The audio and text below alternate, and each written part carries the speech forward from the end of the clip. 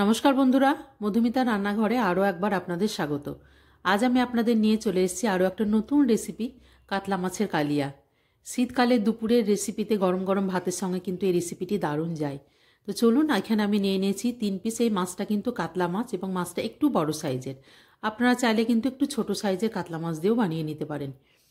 আমি 3টে দিয়ে বানিয়েছি, আপনারা চাইলে আরও বেশি পরিমাণেও কিন্তু বানিয়ে নিতে পারেন। মাছগুলোকে পরিষ্কার করে ধুয়ে একটু নুন হলুদ মাখিয়ে ভালো করে একটু ভেজে নেব।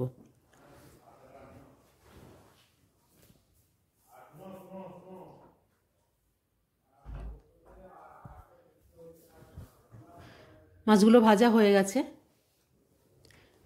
মাছগুলোকে একটু কড়া করে লাল করে ভেজে তুলব। এখানে তেলটা আমি কিছুটা কমিয়ে নিয়ে ওই তেলের মধ্যে দিয়ে দিয়েছি এখানে শুকনো লঙ্কা এবং 5 ফোড়ন।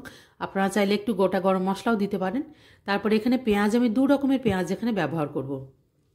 প্রথমে নিয়ে নিয়েছি কুচনো পেঁয়াজ। পেঁয়াজগুলো একটু ভালো করে লাল করে ভেজে নিয়ে এখানে নিয়ে নিয়েছি একটা পেঁয়াজ, রসুন এবং আদা বাটা এবং একটা কাঁচা লঙ্কা বাটা। সমস্ত পেস্টগুলোকে ভালোভাবে দিয়ে একটু কষিয়ে নিতে হবে। খুব তাড়াতাড়ি কষানো হয়ে যাবে। আঁচটাকে মিডিয়ামে রেখে একটু পেঁয়াজটা যতক্ষণ না তেল ছাড়ছে ততক্ষণ একটু কষিয়ে নিতে হবে। এখানে দিয়ে দিলাম সামান্য পরিমাণে চিনি। এই চিনিটা কিন্তু একটু রঙের কাজ করবে, সুন্দর একটা কালার নিয়ে আসবে রান্নার মধ্যে। এখানে পেঁয়াজ থেকে একটু তেল বেরোতে শুরু করেছে। এবার আমি মেখে দিয়ে দেবো একটু 1 চামচ মতো কাশ্মীরি শুকনো লঙ্কার গুঁড়ো।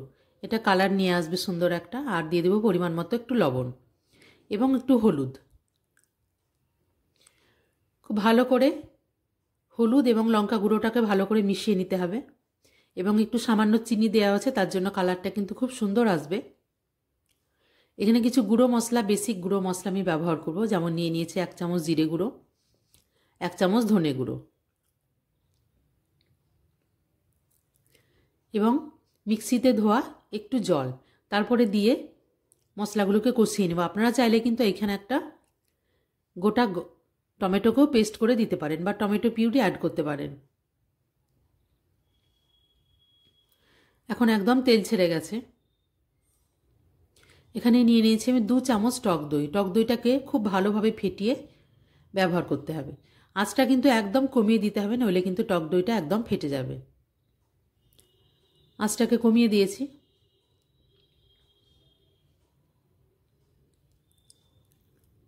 একটু সময় নিয়ে কষিয়ে নিতে হবে। এখন কিন্তু তেলটা একদম ছেড়ে গেছে। এখানে দিয়ে দিলাম প্রয়োজন মতো একটু নুন। কালারটাও খুব সুন্দর চলে এসছে। একদম মশলা থেকে তেল ছেড়ে দিয়েছে। তেলগুলো কিন্তু সম্পূর্ণ ওপরে ভাসতে শুরু করেছে। মশলাটা প্রায় কষানো শেষ।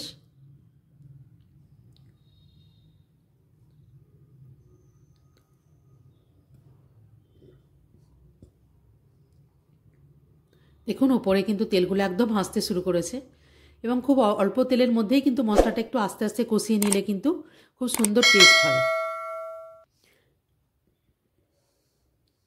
এখানে আমি নিয়ে নিয়েছি 1 কাপ পরিমাণ মতো জল, কারণ আমি গ্রেভিটা একটু ঘন রাখবো। আপনাদের যদি ঝোলটার আরও বেশি একটু প্রয়োজন হয় তাহলে কিন্তু আপনারা আরও একটু জল ব্যবহার করে নিতে পারেন।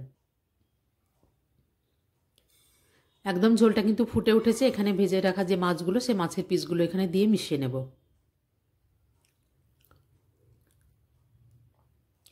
বেশিক্ষণ ফোটানোর একদমই প্রয়োজন নেই। মাছগুলো একটু উল্টে পাল্টে 1 মিনিট মতো একটু ফুটিয়ে নিলেই কিন্তু একদম গরম গরম রেসিপিটি খুব সুন্দরভাবে তৈরি হয়ে যাবে।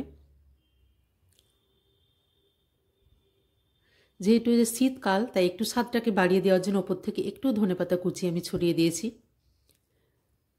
দিয়ে দিলাম সামান্য পরিমাণে গরম মশলা গুঁড়ো এবং একটু রিচনেস নিয়ে আসার জন্য 1 চামচ মতো ঘি। রেসিপিটি যদি ভালো লাগে অবশ্যই চ্যানেলটিকে সাবস্ক্রাইব করবেন, লাইক, শেয়ার এবং কমেন্ট করবেন। রেসিপিটি কিন্তু একদম রেডি। আমি এগুলো প্লেটে এবার সাজিয়ে নেব। আপনারা গরম গরম ভাতের সঙ্গে বা বাড়িতে কোনো গেস্ট আসলে যে কোনো দুপুরে বা রাত্রের